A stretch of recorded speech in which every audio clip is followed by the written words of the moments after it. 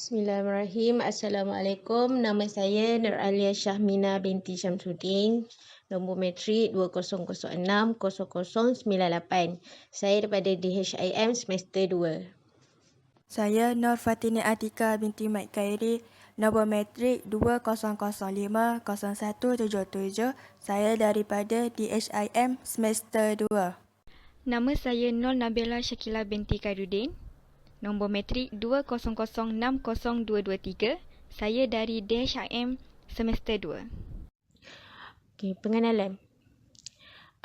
Al-musyqatu tajlibu taisir bermaksud kesukaran yang menjadi sebab kepada kemudahan dan keringanan. Al-musyqah tu dia bermaksud kesukaran yang melampaui had biasa yang tak mampu ditanggung oleh manusia. Disyariatkan juga al-musyqah itu sebagai umum berlaku atau jarang-jarang berlaku. Adapun musyqah tu biasa pasti wujud dalam melaksanakan kewajipan dan kerja-kerja untuk keperluan hidup seharian. Dia juga tak menghalang dari melakukan tanggungjawab, bahkan syarak tidak mengangkat seperti musyqah bekerja, iaitu kesusahan bekerja atau mencari rezeki. Seterusnya ialah pengertian kaedah. Darurat juga membawa maksud kepada mengharuskan yang dilarang ataupun yang ditegah. Di dalam qawaid fiqhiyah, kaedah ini merupakan cabang pertama daripada asasi kedua, iaitu kemudaratan itu harus dihilangkan. Penjelasan kepada makna kaedah lagi, kaedah ini terdiri daripada 3 segi bahasa yang mempunyai makna tersendiri. Yang pertama, ad-darurat berasal daripada kata yang bererti mudarat, iaitu suatu musibah yang tidak dapat dihindari. Yang kedua, dia juga berasal daripada fi'il madi, daripada kata fi'il madi abah yang bermakna membolehkan. Yang ketiga, membawa erti juga hal-hal yang dilarang, iaitu semua hal yang dilarang oleh Allah dalam Islam selain kufur, zina dan juga membunuh. Maka ketika dalam keadaan darurat, hal-hal yang dilarang tersebut diperbolehkan untuk dilakukan dengan syarat tidak menempatkannya sebagai hal yang diperbolehkan atau untuk bersenang-senang. Jadinya kaedah ini secara bahasa ialah sesuatu musibah atau keadaan darurat yang membolehkan seseorang untuk melakukan hal-hal yang dilarang di dalam Islam, sama ada kufur, dalam Islam selain kufur, zina dan membunuh, dengan syaratnya tidak menganggap hal-hal tersebut adalah diperbolehkan atau dengan tujuan untuk bersenang-senang. Ini dari segi bahasa. Seterusnya dalam kalangan ulama, keadaan yang membolehkan seseorang melakukan hal yang dilarang harus memenuhi beberapa syarat. Yang pertama ialah kondisi darurat itu mengancam jiwa ataupun anggota badan. Yang kedua, keadaan darurat hanya dilakukan sekadarnya dalam erti tidak melampaui batas. Yang ketiga, tidak ada jalan lain yang halal kecuali dengan melakukan hal yang dilarang. Berdasarkan definisi darurat, maka ada batasan-batasan bagi darurat ataupun syarat-syaratnya sehingga manusia tidak seenaknya melakukan perbuatan, iaitu memakan makanan yang diharamkan atau hal-hal yang juga diharamkan dengan alasan terpaksa atau darurat. Antara batasan-batasan tersebut ialah pertama, darurat dimaksudkan harus sudah ada, bukan masih ditunggu. Artinya, keadaan darurat itu betul-betul ada di dalam kenyataan. Yang kedua, orang yang terpaksa itu tidak mempunyai pilihan lain kecuali melanggar perintah-perintah atau larangan-larangan syarak, atau tidak ada cara lain yang dibenarkan untuk menghindari kemudaratan selain melanggarkan hukum tersebut. Yang ketiga, hendaknya dalam keadaan adanya yang diharam bersama yang dibolehkan itu, iaitu dalam keadaan yang biasa, alasan yang dibolehkan seseorang untuk melakukan yang diharamkan. Yang keempat, jangan sampai orang terpaksa itu melanggar prinsip-prinsip syarak, iaitu yang pertama, memelihara hak-hak orang lain. Yang kedua, menciptakan keadilan. Yang ketiga, menunaikan amanah. Dan keempat, menghindari kemudaratan. Yang kelima, memelihara prinsip keagamaan serta kaedah dalam Islam. Yang kelima, orang yang terpaksa itu membatasi diri pada hal-hal yang dibenarkan, melakukannya kerana darurat, itu dalam pandangan jumhur fuqaha pada batas yang paling rendah atau dalam kadar semestinya guna menghindari kemudaratan, kerana membolehkan yang haram itu adalah darurat dan darurat dinilai mengikut tingkatannya. Seterusnya yang keenam, harus berlalu 1 hari dan 1 malam bagi orang yang terpaksa dalam masalah makanan.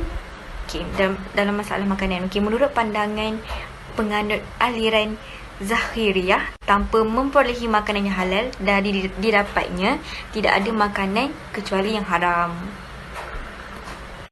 Berikut yang ketujuh, jika pemimpin dalam keadaan darurat yang merata dapat mengetahui dengan yakin akan adanya kezaliman atau kemudaratan yang nyata atau kesempitan yang sangat atau adanya manfaat yang merata yang diperkirakan dapat membahayakan negara apabila negara tidak mengamalkan tuntutan prinsip darurat. Yang kesembilan, hendaknya sasaran pembatalan transaksi yang kerana darurat itu adalah menciptakan keadilan atau tidak merosakkan prinsip keseimbangan di antara dua yang bertransaksi. Okey, dalil yang menyokong. Ada beberapa ulama yang mengambil kaedah ad-darurah tabihah mahzurah ni bersandarkan dengan sejumlah dalil. Antaranya dalam surah Al-Baqarah, Al-Maidah dan An-Nahl. Okey, dalam surah Al-Baqarah Allah berfirman, maksudnya sesungguhnya Allah hanya mengharamkan bagimu bangkai, darah, daging babi, binatang yang ketika disembelih disebut nama selain nama Allah. Maknanya dia tak sebut nama Allah, dia sebut nama selain daripada nama Allah. Okey. Tetapi barang siapa yang dalam keadaan terpaksa memakannya sedangkan dia tak nak pun, tak menginginkannya dan tidak pula melampaui batas, maka tidak ada dosa baginya. Maksud kat sini dalam keadaan darurat lah. Dia tersesat dalam hutan dan dia tak ada makanan, dia terpaksa makan bangkai itu untuk teruskan hidup dia. Sesungguhnya Allah Maha Pengampun lagi Maha Penyayang. Surah Al-Baqarah ayat 173. Okey, dan Allah berfirman lagi dalam surah Al-Maidah, bermaksud maka barang siapa yang terpaksa kerana kelaparan tanpa sengaja berbuat dosa, sesungguhnya Allah Maha Pengampun lagi Maha Penyayang. Maksud kat sini dia terpaksa makan benda yang haram. Contoh dia terpaksa makan daging babi sebab tu jadi depan mata dia waktu dia sesat dalam hutan ke, dia tak ada makanan lain, dia terpaksa makan. Sesungguhnya Allah Maha Pengampun lagi Maha Penyayang. Okey. Juga Allah berfirman lagi dalam surah An-Nahl yang bermaksud sesungguhnya Allah hanya mengharamkan atasmu memakan bangkai, darah, daging babi dan apa yang disembelih dengan menyebut nama selain nama Allah. Tetapi barang siapa terpaksa makannya dan dengan tidak menganiaya dan tidak pula melampaui batas, maka sesungguhnya Allah Maha Pengampun lagi Maha Penyayang. Okey, Allah sebut 3 kali dalam Al-Quran yang Allah beri peluang kepada orang yang macam sesat dalam hutan dan tak ada makanan sebab keadaan darurat. So boleh makan walaupun benda tu haram.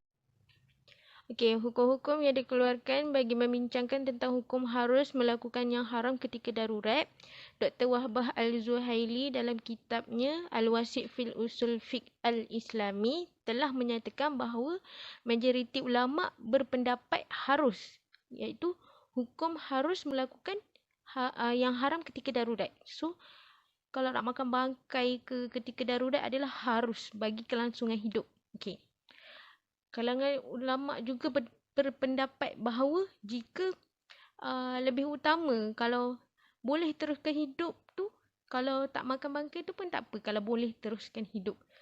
Kalau dah tak boleh sangat teruskan hidup, maka hukum dia harus untuk memakan benda yang haram. Contohnya melakukan perkara yang haram. Tak semestinya makan atau minum perkara yang haram, tapi dalam melakukan apa-apa sahaja yang haram ketika darurat. Antara contoh-contoh darurat ialah yang pertama, darurat itu memang benar-benar berlaku, bukan hanya lagi sangkaan semata-mata ke atas kemusnahan nyawa dan harta benda.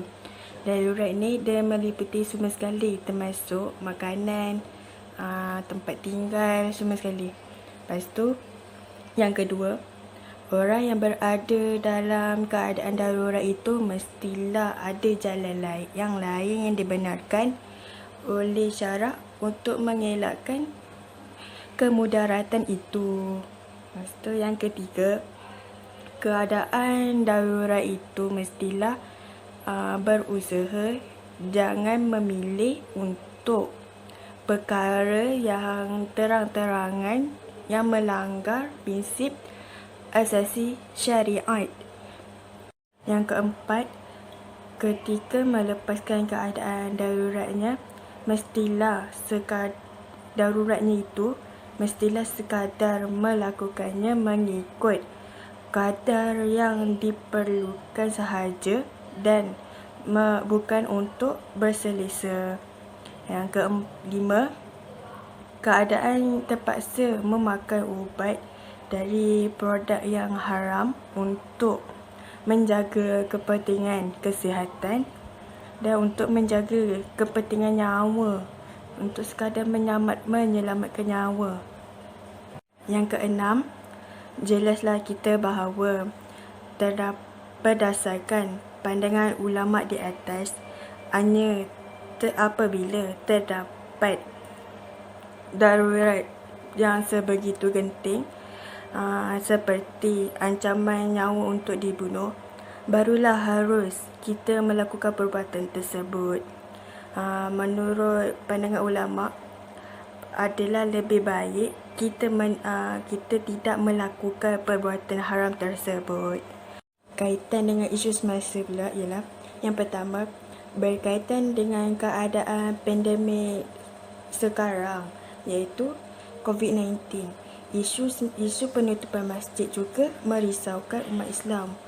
Berdasarkan nas agama, para ulama telah membahaskan tentang beberapa kaedah yang membolehkan seseorang itu solat dikecualikan daripada melaksanakan solat secara berjemaah seperti solat Jumaat.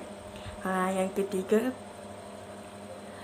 semua masjid di kawasan yang mempunyai risiko yang tinggi kepada jangkitan COVID-19 diarahkan tutup untuk seketika waktu.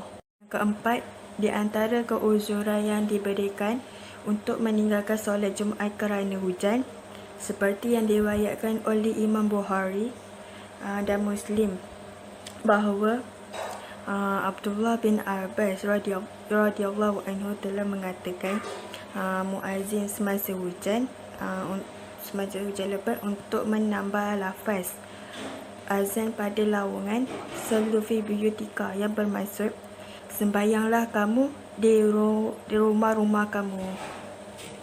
Okey, yang kelima, sekiranya beliau mempunyai keuzuran yang muktabar, beliau seperti mempunyai penyakit yang berjangkit, beliau dikecualikan daripada menunaikan solat Jumaat.